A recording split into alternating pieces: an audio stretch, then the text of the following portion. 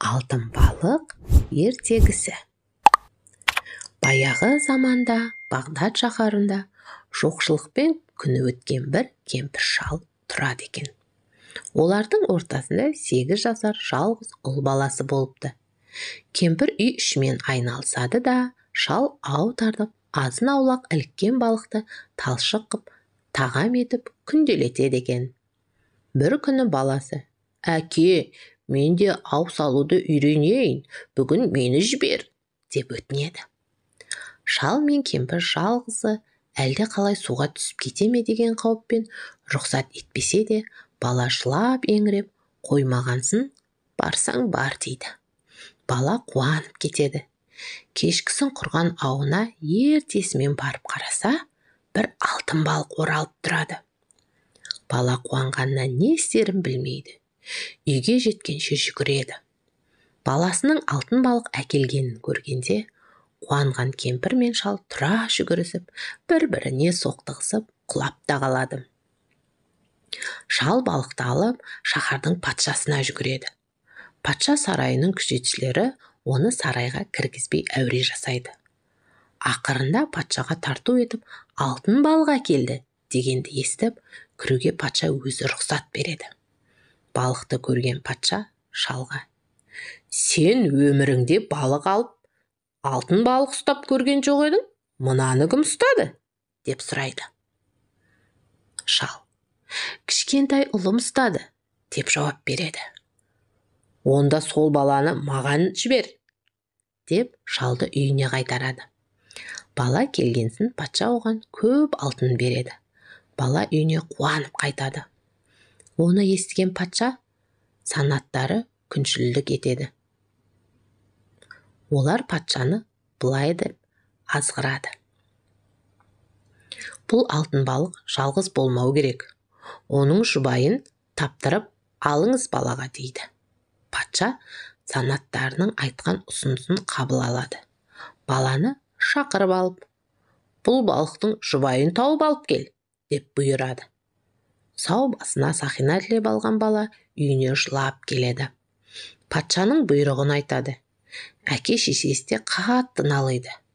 Содан бала тағы да ау құрады. Ауына барса, тағы да алтын балық ілігіп жатыр екен. Балықты алып, тағы да патшаға апарып тартады. Патша қатты разы болғандықтан көп алтын қазына береді.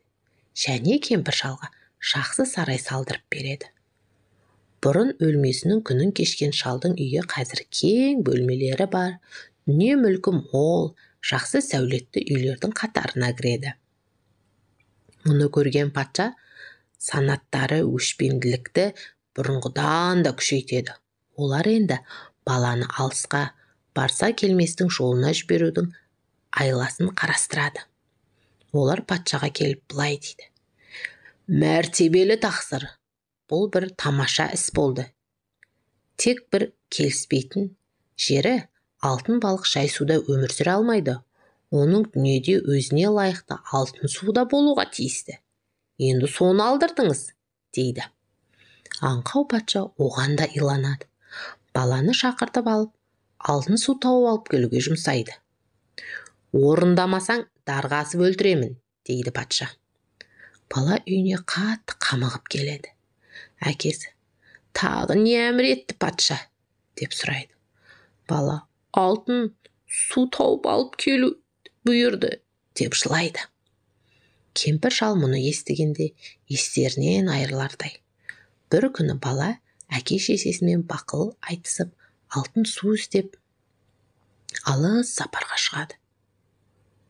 Ол неше орман, өзендерден өтіп, биік асулардан асып, елсіз сусыз шөл далалармен бет алды құла түзбен жүре береді. Бір жерлерге келгенде қой баққан шалға кез болады. Қарияға сәлем беріп, қолын алады. Шал баладан жөн сұрайды.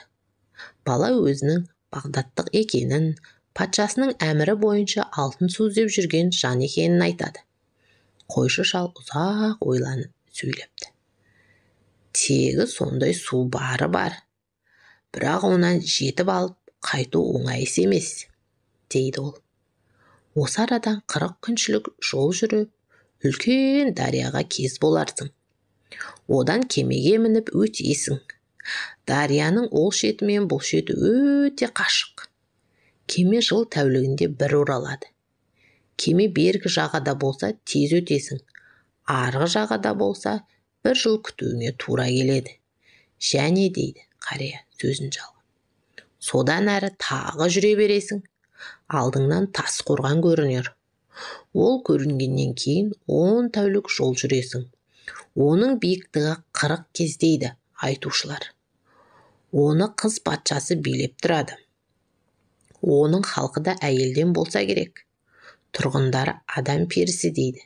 Міне осы шаһардың ішінде алтын сулы көл бар дегенді естігенім бар шырағым, дейді шал.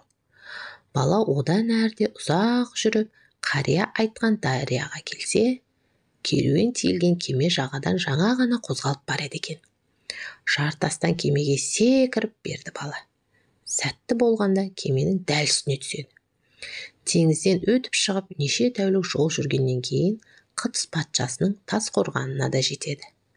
Бірақ қорғанның биіктігі сондай, оның басына шығу бұлай тұрсын, тіпті төбесіне қараудың өзі қауіпті болады балаға. Бала қатты қамығып, зарлап жылайды, дегенмен қарап жата алмайды. Қорғанның сыртын айналып жүре береді. Ақырында бір қорғанға жанай шыққан зәулім терекке кезігеді. Бала соның бойымен өрмелеп қорғанның басына шығады. Қорған іші бүкіл қала тамаша бір нұрлы сәулеге бөленіп, көз тұндырып тұр екен. Бұл алтын судың сәулесі болар, деп ойлайды бала. Мұны көрген бала дәті шыдап, аялдай алмай қорғанның ішке қарай секіреді. Содан кейінгі де өзі де сезбейді. Бір уақытта көзін ашса, бір үйдің ішінде жатыр екен. Үй ішіне көз салып қараса, тамаша көрікті үй екен. Ешбір жан сезілмейді. Бір уақытта есіктен бойжеткен қыз кіреді. Қыздан бала сұрай бастайды. Мен қайда жатырмын? Сені қорғанның ішінде мүшкіл халде тауып, жатқан жеріңнен осы жерге алып келдім. Бүгін 3-ші күн.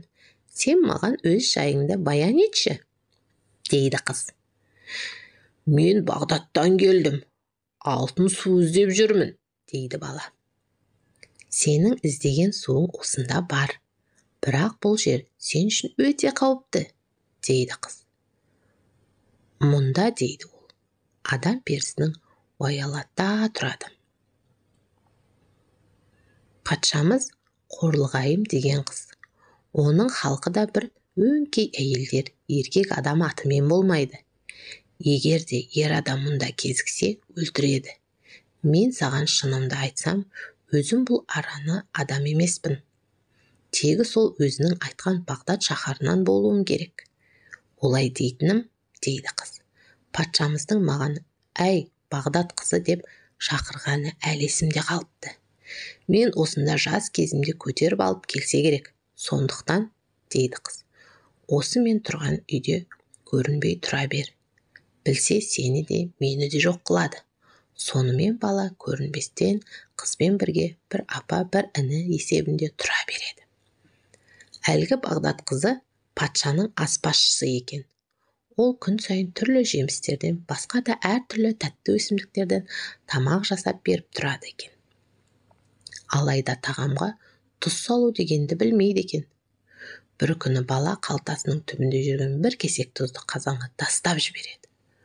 Сол күні асын ішкеннен кейін Қорлығайым аспазшы қызды шақырып алып, бүгінгі асты кім пісірді?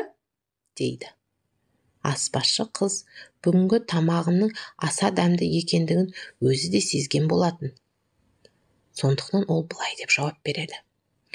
Тақсыр патшам, мен сізге нағыз шынымды айтайын. Бұдан 15 жыл бұрын еш адамға қатыссыз жүкті болып бір қыз тудым.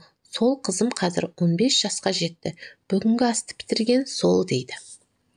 Патша өзінің санаттарын жиып алып, қазір шаһардың халқын түгел алтын көлдің жағасына сапқа тұрғызыңдар, деп бұйырады. Әлгі аспазшы қыз да баланы қыздарша киіндіріп, жиынға алып барады. Халық жиналып болған соң дереу шешініп суға түсуге тәртіп беріледі. Сол уақытта баланың ер екені анықталады да, бір санатына патша баланың басын кесу бұйырады. Баланың басын алмақшы болған патша санаты баланың көрікті жүзіне есі ауып құлайды. Екінші санаты да оның аяғын құшады. Бұған ашу шақырған патша балаға қылышын алып өзі ұмтылады. О да есі ауып құлайды. Есін жиып, қорлығайым патша халқын таратады да баланы өз сарайына енгізуге бұйырады.